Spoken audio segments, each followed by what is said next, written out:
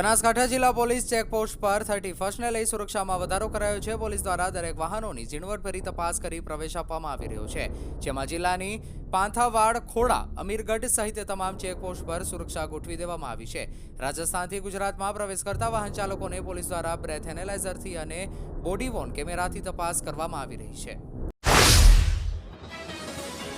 દુનિયાભરમાં 25 ડિસેમ્બરે ક્રિસમસનો પર્વ ઉજવવામાં આવે છે, જ્યારે ભારતમાં મોટાભાગના લોકો આ દિવસને તુલસી પૂજન દિવસ તરીકે ઉજવતા જોવા મળતા હોય છે। ત્યારે પાલનપુરમાં આવેલા 16 ગામ લેવા પાટીદાર પ્રગતિ મંડળ સંચાલિત સ્વસ્તિક ઇંગ્લિશ મીડિયમ સ્કૂલમાં તુલસી પૂજનનું હર્ષભેર ઉજવણી કરવામાં આવી હતી। સ્વયં સૈનિક દળ ડીસા દ્વારા ડીસા નાયબ કલેક્ટરને આવેદનપત્ર પાઠવ્યું, જે કથન ભારત દેશના સંવિધાન રચયિતા ડોક્ટર બાબા સાહેબ આંબેડકર તથા સમગ્ર મૂળ નિવાસી સમાજના અપમાન સમાન નિવેદનને લઈને આજરોજ સ્વયં સૈનિક દળ દ્વારા ડીસા જલારામ મંદિરથી નાયબ કલેક્ટર કચેરી સુધી રેલી કાઢી વિરોધ દર્શાવ્યો હતો અને તાત્કાલિક ધોરણે કેન્દ્રીય ગૃહમંત્રીનું રાજીનામું લેવામાં આવે તેવી માંગ સાથે વિવિધ સૂત્રોચ્ચાર કર્યા। દિયોદરના ડુચકવાડા ગામમાંથી ડુપ્લિકેટ યુરિયા લિક્વિડ બનાવવાનું કૌભાંડ। સબસિડીયુક્ત યુરિયા ખાતરમાંથી બનાવાતું હતું ડુપ્લિકેટ યુરિયા લિક્વિડ। ખેતરમાં ચાલતી હતી ડુપ્લિકેટ લિક્વિડ બનાવવાની ફેક્ટરી। એલસીબીએ બાતમીના આધારે રેડ કરી ઝડપ્યું યુરિયા ખાતર। લિક્વિડ બનાવવાની સામગ્રી સહિતનો મુદ્દામાલ એલસીબીએ ઝડપ્યો। બનાસકાંઠા જિલ્લાના લાખણી તાલુકામાં સુજલામ સુફલામ કાચી કેનાલ ઉપર ચાલી રહેલા પુલની કામગીરીમાં રોડ ઓથોરિટીની ઢીલી નીતિ ચર્ચાનો વિષય બની છે। લાખણી ડીસા 4 લાઇન હાઈવે ઉપર બંને લાઇનવાળા પુલને 4 લાઇનવાળો પુલ બનાવવાની કામગીરી ચાલી રહી છે, જેને છેલ્લા 1 વર્ષથી વધુ સમય વીતી ગયો હોવા છતાં કામગીરી જે હાલતમાં જોવા મળી રહી છે। ડીસા લાખણી 4 લાઇન હાઈવે ઉપર લાખણી નજીકથી પસાર થતી સુજલામ સુફલામ કાચી કેનાલ ઉપર સ્થાનિક આગેવાનો અને લોકોની માંગણીને ધ્યાનમાં રાખી સરકાર દ્વારા ડબલ લાઇન પુલને 4 લાઇનવાળો પુલ બનાવવાની મંજૂરી આપવામાં આવી હતી, જેના ભાગરૂપે સ્ટેટ હાઈવે ઓથોરિટી દ્વારા અંદાજિત 1.5 વર્ષ પહેલા પુલ બનાવવાની કામગીરી ચાલુ કરવામાં આવી છે। 31 ડિસેમ્બર નજીક આવતા જ રાજસ્થાનથી ગુજરાતમાં દારૂ ઘુસાડવાના કેટલાક વિડીયો સોશિયલ મીડિયા પર વાયરલ થયા છે, જે બાબતે બનાસકાંઠાના બુટલેગર સહિત અન્ય 2 લોકો સામે ફરિયાદ નોંધાવવામાં આવી છે। હાલમાં સોશિયલ મીડિયા પર કેટલાક વિડીયો વાયરલ થયા છે, જેમાં રાજસ્થાનના સાંચોરથી ગુજરાતમાં એક કારમાં દારૂ ઘુસાડવામાં આવી રહ્યો છે। આ વિડીયોમાં એક પોલીસકર્મી પણ બુટલેગર સાથે હાથ મિલાવતો નજરે પડે છે। પોલીસે આ વિડીયોના આધારે વધુ તપાસ હાથ ધરી છે, જ્યારે અન્ય એક વિડીયોમાં બુટલેગર 200 કિલોમીટરની સ્પીડે દારૂ ભરેલી કાર હંકારતો જોવા મળ્યો હતો।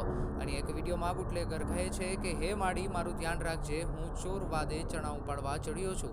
આ તમામ વિડીયોને લઈને પોલીસ દ્વારા કાર્યવાહી હાથ ધરવામાં આવી છે। ડીસા નગરપાલિકા દ્વારા થતી મોટી વિકાસની વાતો સામે બેદરકારી દેખાઈ। ડુંગળી ભરેલી ટ્રક ખાબકી ગટરમાં ફરીથી સામે આવી ડીસા નગરપાલિકાની બેદરકારી। ગટર ઉપર સ્લેબ તકલાદી ભરતા ગટર પરથી ભારે વાહન પસાર થતા સ્લેબ તૂટ્યો। લાયન્સ હોલથી ચંદ્રલોક રોડ ઉપર આવેલી ડીસા ચંદ્રલોક રોડ પર પાલિકાની ગટરમાં ડુંગળી ભરેલી ટ્રક ખાબકી છે। વિજય પટેલ શાક માર્કેટના પાછળના ગેટ પર આવેલ પાલિકાની ગટર બેસી જતા ટ્રક ખાબકી જતા દોડધામ મચી છે। ઘટનાના પગલે લોકોના ટોળે ઘટના સ્થળે ઉમટી પડ્યા હતા।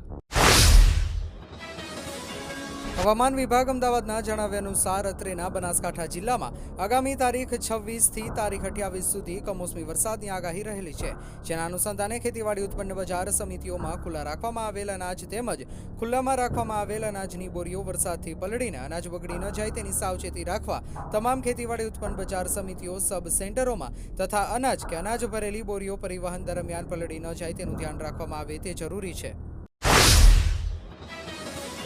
ડીસા રૂરલ પોલીસ સ્ટેશનના પોલીસ ઇન્સ્પેક્ટર વીજી પ્રજાપતિનાએ ખાનગી રાહે બાતમી મળી હતી કે પોલીસ સ્ટાફના કર્મચારીઓ સાથે પોલીસ સ્ટેશન વિસ્તારમાં પેટ્રોલિંગમાં હતા દરમિયાન બાતમી હકીકત આધારે કંસારી ખાતે વોચ તપાસમાં રહી ત્વરિત કાર્યવાહી કરી સ્કોર્પિયો ગાડીના રજિસ્ટર નંબર RJ16UA 4773 વાડીમાં ગેરકાયદેસર અને વગર પાસ પરમિટનો ભારતીય બનાવટના પરપ્રાંતીય કિંગફિશર બિયર ટીન નંગ 1320, જેની કુલ કિંમત 1,65,000 તથા સ્કોર્પિયો ગાડી રજિસ્ટર નંબર RJ16UA 4773, જેની કિંમત 7 લાખ તથા મોબાઈલ ફોન નંગ 3, જેની કિંમત 50,000 એમ કુલ મુદ્દામાલ 9,15,000નો કબજો કર્યો છે। સાથે જ ગેરકાયદેસર વગર પાસ પરમિટના ભારતીય બનાવટના વિદેશી બિયર ટીન સ્કોર્પિયો ગાડીમાં હેરાફેરી કરતા આરોપીને પકડી પાડ્યા છે।